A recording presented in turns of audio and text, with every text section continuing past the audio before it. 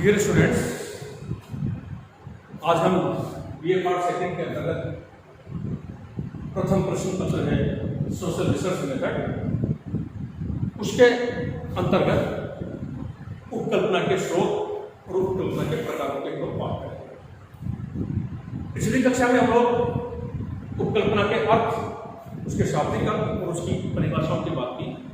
जैसा कि हम पिछली कक्षा में बात कर रहे थे कि उपकल्पना की परिभाषा लुंडबर्ग ने दी है, यंग ने दी है, बुडे और भट्ट ने दी है। और इन परिभाषाओं का जो निष्कर्ष था वो इस प्रकार से निकल कर आया था कि जैसे कि लुंडबर्ग की परिभाषा की बात करें तो लुंडबर्ग ने परिभाषित किया है कि उपकल्पना, प्राकल्पना या हाइपोथेसिस एक सामयिक अथवा काम चलाऊ सामान्यीकरण या निष्कर्ष है जिसकी सत्यता की परीक्षा करना बाकी है। बिल्कुल प्रारंभिक स्तरों पर उपकल्पना कोई अटकल पशु अनुमान, काल्पनिक विचार, सहज ज्ञान या कुछ और हो सकता है जो आगे जाकर क्रिया या अनुसंधान का आधार बन जाता है। इसी प्रकार से यंग ने परिभाषित किया, बुडे एवं भट्ट ने अपनी पुस्तक मेथड्स इन सोशल रिसर्च में परिभाषित किया। तो इन विद्वानों की परिभाषाओं का जब हम निष्कर्ष निकालते हैं तो निष्कर्ष इस प्रकार से निकल कर आता है कि उपकल्पना अध्ययन विषय से संबंधित अध्ययनकर्ता के द्वारा जो भी अध्ययन समस्या का चुनाव किया जाता है, अध्ययन विषय का चयन किया जाता है, उस अध्ययन विषय से संबंधित निष्कर्षों से संबंधित, उसके सामान्यीकरणों से संबंधित एक अनुमान, एक कल्पना अध्ययनकर्ता अध्ययन तथ्य संकलन करने से पूर्ण ही कर देता है। कल्पना से तात्पर्य है कि अध्ययन विषय से संबंधित जो सामान्यीकरण प्राप्त होंगे, जो निष्कर्ष प्राप्त होंगे, उन निष्कर्षों से संबंधित कल्पना, उन सामान्यीकरण से संबंधित कल्पना तथ्य संकलन करने से पूर्व ही अनुसंधानकर्ता के द्वारा एक कल्पना कर ली जाती है, एक अनुमान लगा लिया जाता है और इस कल्पना की सत्यता की परीक्षा करना बाकी होती है। और सत्यता की परीक्षा कब होगी? जब हम तथ्य संकलन करने के पश्चात सामान्यीकरण और निष्कर्षों को प्राप्त करेंगे, उस वक्त इनकी सत्यता की परीक्षा होनी है। इस प्रकार से एक मोटी मोटी कल्पना या मोटा मोटा विचार है जो कि अनुसंधानकर्ता के द्वारा अध्ययन तथ्य संकलन करने से पूर्व ही एक विचार बना लिया जाता है, एक अनुमान कर लिया जाता है, जिसको उपकल्पना कहा जाता है।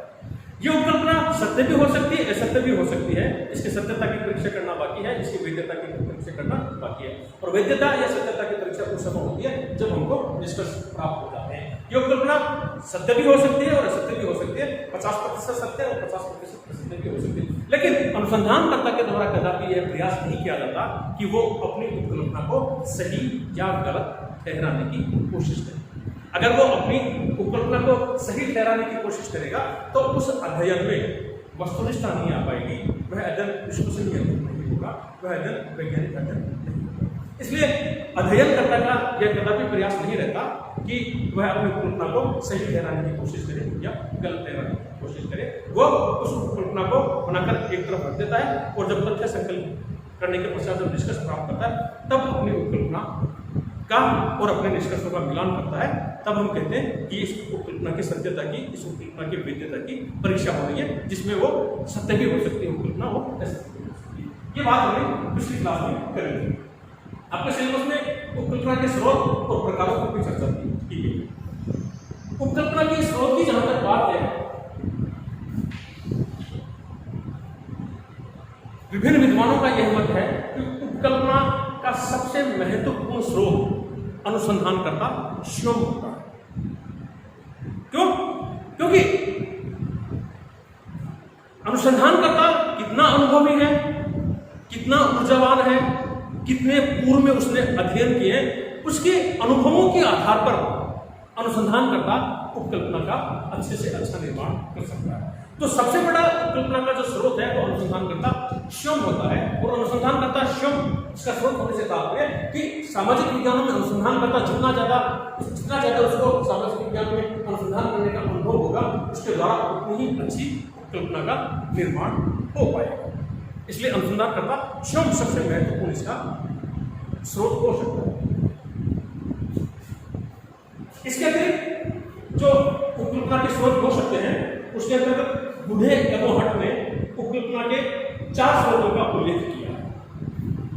आपसे पहले दो स्रोत की बात करेंगे। 4 स्रोत बुढ़े एवं भट्ट ने बताए हैं। पहला होता है सामान्य संस्कृति,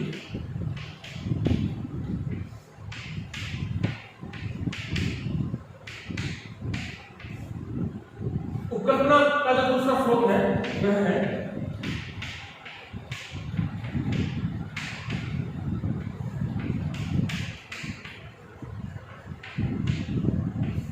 वैज्ञानिक सिद्धांत। उपकल्पना के जो तीसरे स्रोत है वह है सादृश्य, जिसको एनालॉजी कहते हैं। चौथा और अंतिम जो स्रोत है उपकल्पना का वह है व्यक्तिगत अनुभव।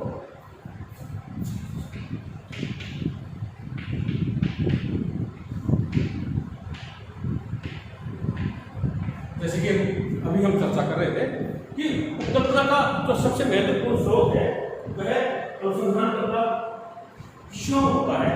अनुसंधानकर्ता को अनुसंधान करने का जितना ज्यादा अनुभव होगा उसके द्वारा उतनी ही अच्छी उपकल्पना का निर्माण होगा। इसलिए कहा जाता है कि व्यक्तिगत अनुभव उपकल्पना का सबसे महत्वपूर्ण स्रोत है।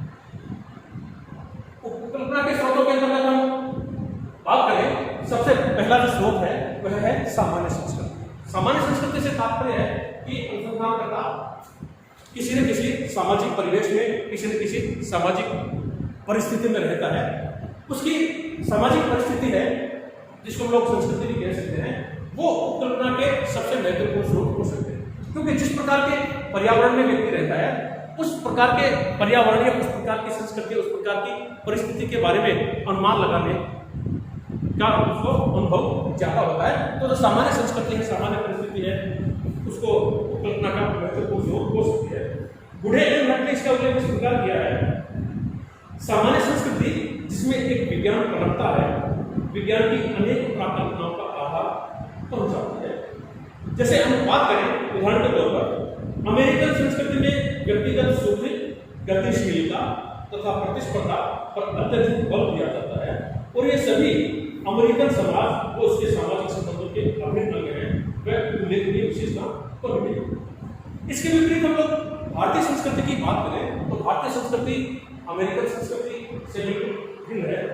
भारतीय संस्कृति में कुछ अलग प्रकार की मान्यताएं होती हैं, अमेरिकन संस्कृति में कुछ अलग प्रकार की मान्यताएं होती हैं। भारतीय संस्कृति में सामाजिक जीवन और संबंधों पर परार्थवाद, आध्यात्मिक उन्नति, गांधीवादी आदर्श, जाति प्रथा, संयुक्त परिवार आदि का गहरा प्रभाव देखने को मिलता है और इन्हीं के आधार पर अमेरिका या भारत के समाजशास्त्र के मस्तिष्क में कुछ प्राकल्पनाओं का उदय हो सकता है या उनका ध्यान सामाजिक जीवन के कुछ विशिष्ट पक्षों के प्रति आकर्षित हो सकता है, जो कि प्राकल्पना के निर्माण में सहायक सिद्ध हो सकते हैं। जैसे बात कर रहे हैं, उदाहरण दिया कि अमेरिकन समाज और भारतीय समाज, अमेरिकन संस्कृति और भारतीय संस्कृति में बहुत अंतर देखने को मिलता है। अमेरिकन संस्कृति एक प्रकार से भौतिकवादी संस्कृति है, एक प्रकार से व्यक्तिगत सुख वाली संस्कृति है। उसके ठीक विपरीत भारतीय संस्कृति में परार्थवाद की भावना होती है, आध्यात्मिकता की भावना होती है, सामाजिकता की भावना होती है, व्यक्तिवाद के स्थान पर समूह की सोच की भावना होती है।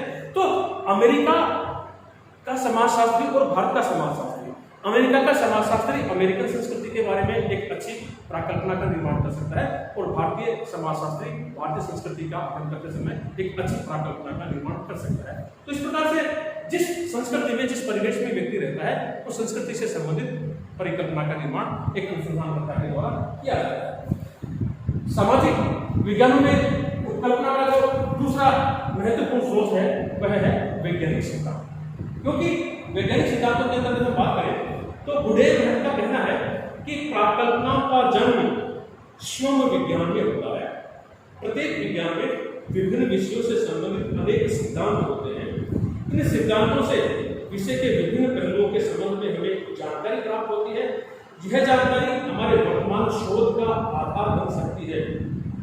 यद्यपि यह हो सकता है कि वास्तविक अनुसंधान से आगे चलकर हमें यह पता चले कि उस विषय के संबंध में अब तक हम जो कुछ भी जानते थे वह गलत था, फिर भी सामयिक रूप में सिद्धांत एक विषय के संबंध में जो कुछ पता है वह बताकर शोध कार्य की दिशा प्रदान करता है। क्योंकि सामाजिक विज्ञानों में जो वैज्ञानिक सिद्धांत प्रचलन में है, वे वैज्ञानिक सिद्धांत भी, उन वैज्ञानिक सिद्धांतों के आधार पर भी उपकल्पनाओं का निर्माण किया जाता है।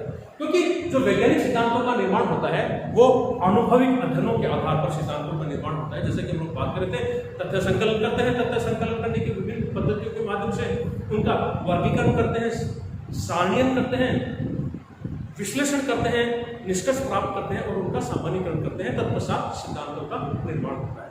तो इस प्रकार से सामाजिक विज्ञानों में जो वैज्ञानिक सिद्धांतों का निर्माण होता है, वे वैज्ञानिक सिद्धांत उपकल्पना के स्रोत के रूप में उनको महत्वपूर्ण भूमिका प्रदान करते हैं। वे वैज्ञानिक सिद्धांत हमारे लिए उपकल्पना के स्रोत हो सकते हैं। अगला जो उपकल्पना का स्रोत गुडेल एंड भट्ट ने बताया है वह है सादृश्य। सादृश्य से तात्पर्य है, सादृश्य प्राय उपयोगी प्राकल्पनाओं के महत्वपूर्ण स्रोत बोल सकते हैं। सादृश्यता के मतलब एनालॉजी या एक प्रकार से समानता से, जैसे हम बात करें कि परिस्थिति या पर्यावरण का पेड़ पौधों पर बहुत अधिक प्रभाव पड़ता है। जिस प्रकार का पर्यावरण होगा, जिस प्रकार की भौगोलिक परिस्थिति होगी, उसी प्रकार का प्रभाव उन पेड़ पौधों पर देखने को मिलेगा। ये तो बात ही पेड़ पौधों की, भूगोल की, भौगोलिक पर्यावरण की या वनस्पति शास्त्र की। अब इस बात को हम लोग सादृश्यता से तात्पर्य है, इसी बात को हम लोग मानवीय जीवन पर भी लागू कर सकते हैं कि जिस प्रकार से पेड़ पौधों पर पर्यावरण का या परिस्थिति का प्रभाव पड़ता है, भौगोलिक परिस्थितियों का प्रभाव पड़ता है, ठीक उसी प्रकार से मानव जीवन पर भी परिस्थिति का, भौगोलिक परिस्थितियों का, पर्यावरण का प्रभाव पड़ सकता है। तो इस प्रकार जो बात भूगोल की थी, वनस्पति की थी, उस बात को हमने मानवीय जीवन पर या समाज पर भी लागू कर सकते हैं। इसको सादृश्य कहा गया है। ठीक है, तो सादृश्य या एक समानता सामाजिक विज्ञान में, समाजशास्त्र में उपकल्पना का एक महत्वपूर्ण स्रोत हो सकती है। अगला जो उपकल्पना का स्रोत है, जो कि बड़ा महत्वपूर्ण स्रोत है, जिसकी बात हम पूर्व में भी कर चुके हैं, एक बार इसको विस्तार से देखेंगे। व्यक्तिगत अनुभव। व्यक्तिगत अनुभव किसके? अनुसंधानकर्ता के, स्वयं के व्यक्तिगत अनुभव। अनुसंधानकर्ता जितना अधिक अनुसंधान के बारे में अनुभवी होगा, उतनी ही अच्छी उपकल्पना का निर्माण वह कर सकता है। इसलिए अनुसंधानकर्ता स्वयं, और अधिकांशतः ऐसा ही होता है कि अनुसंधानकर्ता के व्यक्तिगत अनुभव ही उपकल्पना के महत्वपूर्ण स्रोत बनते हैं। जितना अधिक अनुभवी अनुसंधानकर्ता होगा, उतनी ही अच्छी उपकल्पना का निर्माण है कर पाएगा। जैसे हम बात करें कि लोमब्रोसो की जो जन्मजात अपराधी प्रारूप की प्राकल्पना सैनिक शिविर के सर्जन के रूप में लोमब्रोसो के अपने अनुभव की उपज थी, उसी प्रकार से 1901 में होने वाली जनगणना के अधीक्षक के रूप में सर हार्बर्ट रिजले ने जिस विशेष ढंग से भारतीय जनता को देखा और उनके बारे में अनुभव प्राप्त किया, वह उनके द्वारा प्रस्तुत प्रजातीय सिद्धांत की आधारशिला बनी। अर्थात व्यक्तिगत अनुभव भी प्राकल्पनाओं का एक महत्वपूर्ण स्रोत हो सकता है। सामान्य संस्कृति वैज्ञानिक सिद्धांत और सादृश्य तो उपकल्पना के स्रोत है ही, लेकिन उनसे सबसे महत्वपूर्ण जो उपकल्पना का स्रोत है वह है व्यक्तिगत अनुभव। तो ये उपकल्पना के स्रोत हुए। इसके पश्चात आपके सिलेबस में उपकल्पना के प्रकारों की बात की गई है। अलग अलग विद्वानों ने अपने अपने दृष्टिकोण से उपकल्पना के प्रकारों के बारे में बात की। उपकल्पना के प्रकार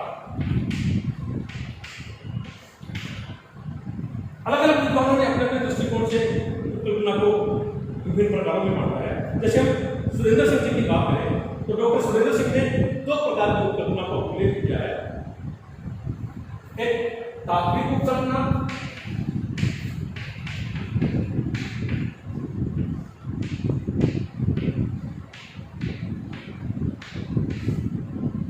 और दूसरी सांख्यिकी उपकल्पना। सुरेंद्र सिंह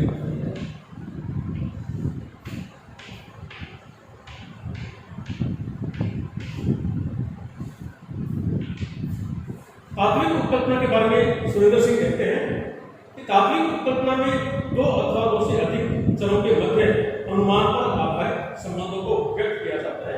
तात्विक उपकल्पना परीक्षण योग्य नहीं, यानी कि 2 या 2 से अधिक चर हैं, उनके मध्य अनुमान पर आधारित संबंधों को व्यक्त किया जाता है और ये उपकल्पनाएं परीक्षण योग्य नहीं होती हैं, यानी कि इन उपकल्पनाओं का परीक्षण नहीं किया जा सकता, इन उपकल्पना की परीक्षा नहीं की जा सकती। दूसरा जो प्रकार उन्होंने बताया है सांख्यिकी उपकल्पना। सांख्यिकीय उपकल्पना के बारे में सुरेंद्र सिंह कहते हैं कि तात्विक उपकल्पना के संबंधों से निगमित संबंधों का एक अनुमान पर आधारित कथन है। सांख्यिकीय उपकल्पना के परीक्षण के लिए किसी न किसी आधार का होना आवश्यक है। यानी कि तात्विक उपकल्पना परीक्षण योग्य नहीं है, लेकिन सांख्यिकीय उपकल्पना परीक्षण योग्य है, लेकिन इनके परीक्षण के लिए किसी न किसी आधार का होना जरूरी है। इसी प्रकार से हेज ने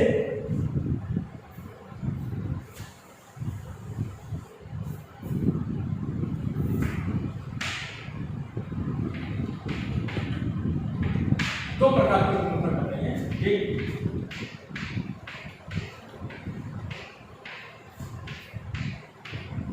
सरल उपकल्पना और दूसरी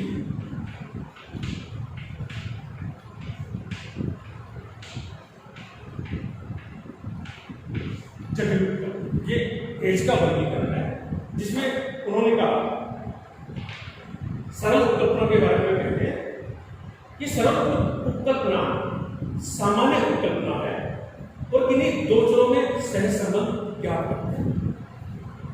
सरल जो उपकल्पना है इसको सामान्य उपकल्पना कहा गया है, और जो दो चर होते हैं उन दो चरों में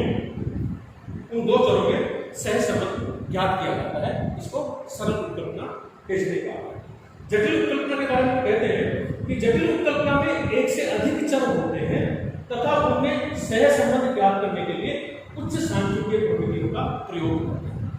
दो चर होते हैं और उन दो चरों में जो कोरिलेशन है, तो सहसंबंध ज्ञात करते हैं, उसके लिए तो स्टैटिस्टिक्स की सांख्यिकी है कि जो उच्च प्रविधियां हैं उनका प्रयोग किया जाता है। इस प्रकार हेज ने भी दो प्रकार की प्राकल्पनाओं का वर्णन किया है। इसके अतिरिक्त कुछ और विद्वान हैं जिन्होंने उपकल्पना को अलग अलग भागों में विभाजित किया है। एक होती है अनुसंधान उपकल्पना और एक होती है सांख्यिकीय उपकल्पना।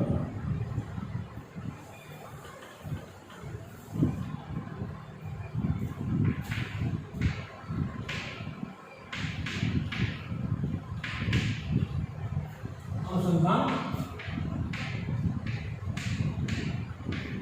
उपकल्पना और दूसरी होती है सांख्यिकीय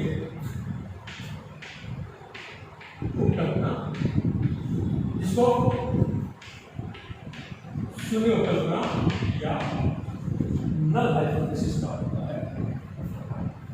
अनुसंधान उपकल्पना से तात्पर्य है जब उपकल्पना का निर्माण अनुसंधानों द्वारा प्राप्त निष्कर्षों के आधार पर होता है तो उसे अनुसंधान उपकल्पना कहते हैं।